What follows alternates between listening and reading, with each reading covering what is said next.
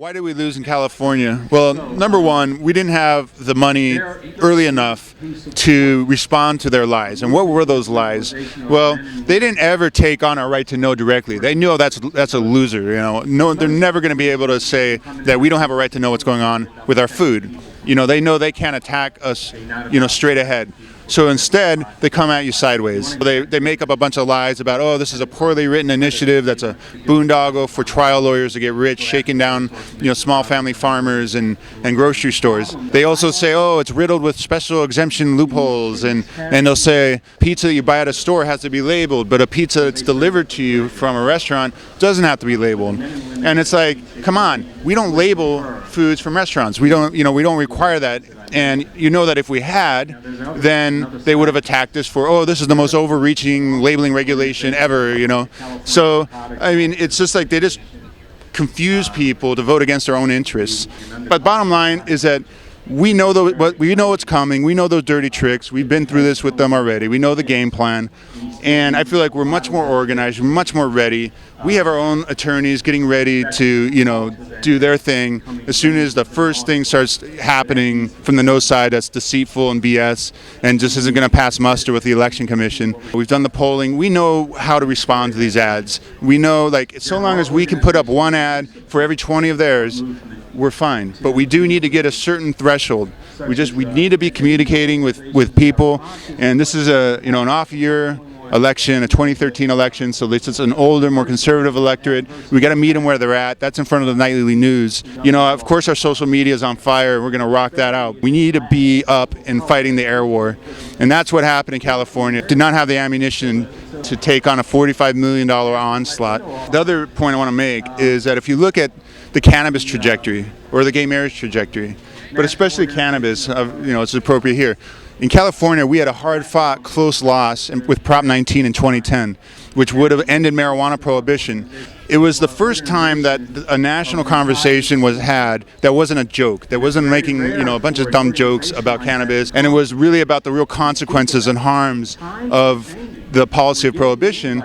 And while ultimately we lost because of various, just ridiculous situations with our editorial boards just parroting the drug warriors lines, and it moved the conversation. And soon after that loss, you could just tell, all these reporters who had been saying such nonsense actually started reporting in a more responsible fashion, and a more serious conversation occurred that really, I think, helped set up Washington and Colorado in 2012 to end marijuana prohibition.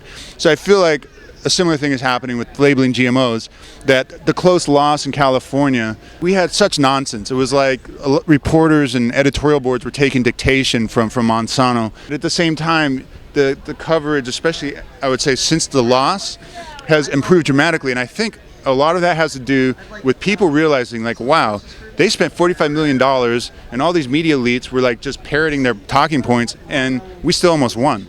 And I think people are starting to wake up. And then also that it's increasingly obvious to everyone that pesticide use is exploding. The pesticide application in this country is going through the roof because of genetic engineering. We feel like that the close loss, even though it was a loss, has really initiated a movement in this country and a debate and a discussion that will result in victory this year in Washington State. And the movement's going to keep going. Win or lose, we're going to keep going. Eventually, we're going to win. It's the writing's on the wall. Just like any marijuana prohibition, it's inevitable. It is inevitable that we will have the right to know whether or not our foods are genetically engineered, and it's just a matter of time. We feel this is a crucial fight. They know it's a crucial fight, and we feel that Washington is uniquely positioned this year to punch through and give the right to know whether or not foods are genetically engineered to Washington citizens. When you get your ballot in the mail, you're going to have a choice whether or not to label genetically engineered foods. You will have the opportunity to vote yes on 522. This is a crucial fight, a crucial effort. Don't get confused, don't get distracted by all the opposition lies. They're going to put farmers, sympathetic farmers out in front, but the reality is there is no farming of genetically engineered crops in Washington State.